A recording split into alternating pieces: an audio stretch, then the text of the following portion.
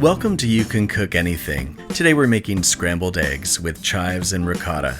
This may seem like an easy recipe, and that's because it is.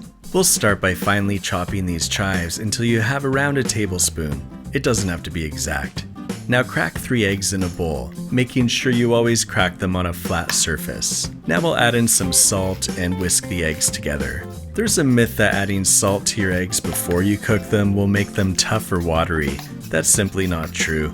If anything, it will make them slightly more tender. Our non-stick pan is on medium-low, and it's time to add some butter.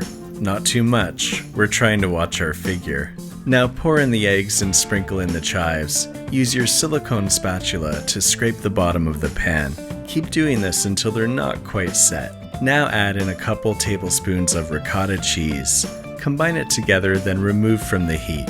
Spoon those eggs onto some toast and season with a bit more salt if you like, and some freshly ground pepper. Now that's what I call perfect scrambled eggs. And that's what I call a mimosa. I mean, it's 5 o'clock somewhere.